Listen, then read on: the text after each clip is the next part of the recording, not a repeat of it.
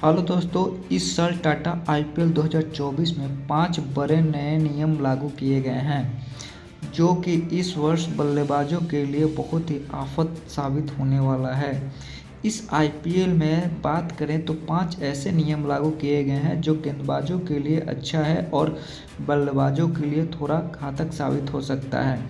IPL वैसे ही world की सबसे बड़ी टी20 लीग है, चाहे पैसों की बात करें या फिर क्वालिटी क्रिकेट की जो हमें आईपीएल में देखने को मिलता है, वे किसी और टी20 लीग में देखने को नहीं मिलता। हम सभी जानते हैं आईपीएल के कुछ स्पेशल नियम और कानून और ख़ास बनाते हैं। इस बार टाटा आईपीएल 2024 शुरू होने से पहले आईपीएल में 5 और नए नियम लागू किए गए हैं।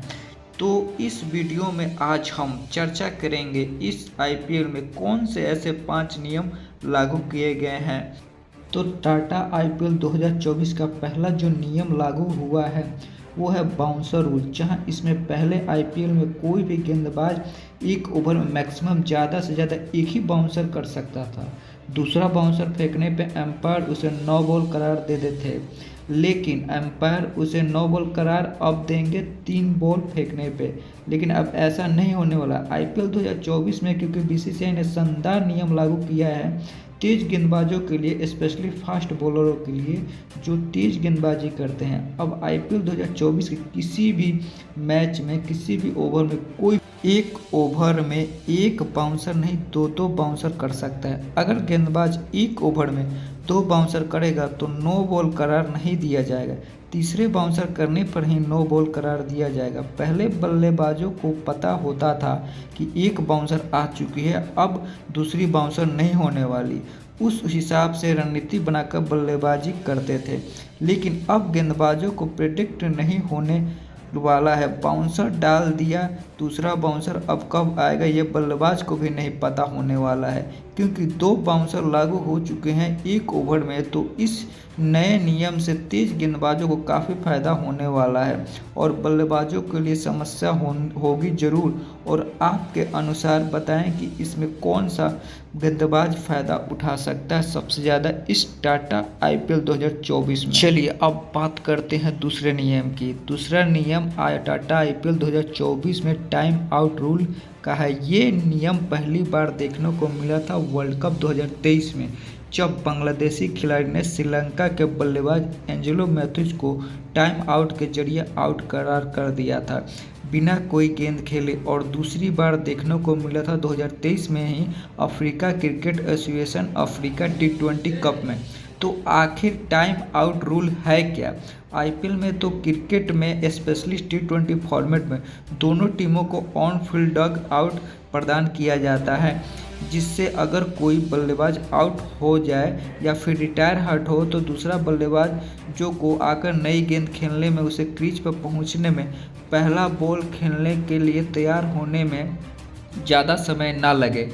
90 सेकेंड यानी कि 1.5 मिनट से ज़्यादा समय ना लगे। 90 सेकेंड से भी ज़्यादा समय लगने पर तो फिर एम्पायर के करार करके आउट करवा सकते हैं। और रूल्स 42 में बताया गया है कि कोई बल्लेबाज टाइम आउट के जरिए आउट होता है तो फिर इसका विकेट किसी भी गेंदबाज को नहीं मिलेगा, किसी भी गेंदबाज के खाते में नहीं जाएगा, बल्कि पूरे टीम के खाते में जाएगा। अगर हम बात करें टाटा आईपीएल 2024 के तीसरे नियम की, तो तीसरे नियम उससे पहले फ़िलहाल आईपीएल की तैयारी में सभी टीमें जोर शोरों से कर रही हैं। अगर आप भी आईपीएल के सभी 10 टीमों को प्रैक्टिस और वार्म अप मैच देखना चाहते हैं, पूरी जानकारी चाहते हैं, तो हमारे चैनल को सब्सक्राइब कर लें। अब बात करते हैं तीसरे नियम की।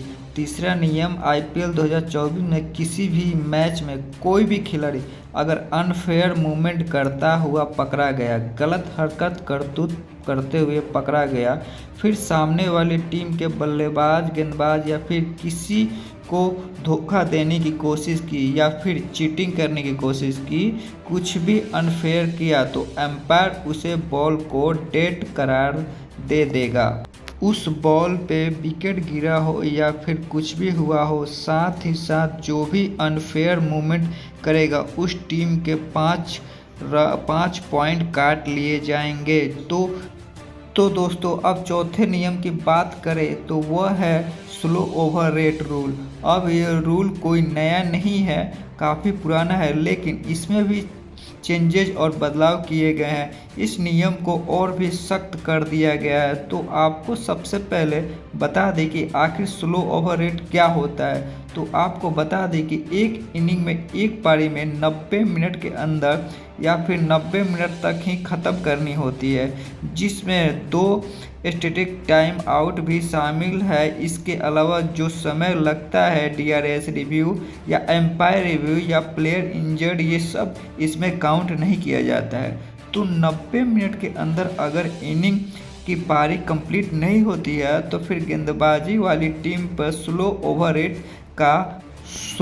ओवर रेट लग जाता है। अब यह पर अंपायर के पास दो विकल्प रहेंगे। तो पहला विकल्प ये रहेगा कि अगर पहली बार ऐसा हुआ तो फिर कप्तान पर 12 लाख का जुर्माना लगेगा, और अगर एक ही साल वही कप्तान दूसरी बार ऐसी गलती करता है तो उस पे 24 लाख का जुर्माना लगेगा। प्लस यहाँ तक कि अब 25% पर भी टीम के सभी खिलाड़ियों के मैच पर फिक्स कटेगी। तो वहीं उसी साल अगर कप्तान या फिर टीम के तीसरी बार यही सेम गलती करती है तो फिर कप्तान पर 30 लाख का जुर्माना लगेगा और सभी टीमों के खिलाड़ी पर 50% हर मैच के फिक्स की पेनल्टी लगेगी, और साथ ही साथ कप्तान को एक मैच के लिए बैन कर दिया जाएगा। इसके अलावा अंपायर के पास एक और ऑप्शन, और टीम सभी ओवर अपने तय समय अनुसार कंप्लीट नहीं कर पाती है तो फिर 30 यार्ड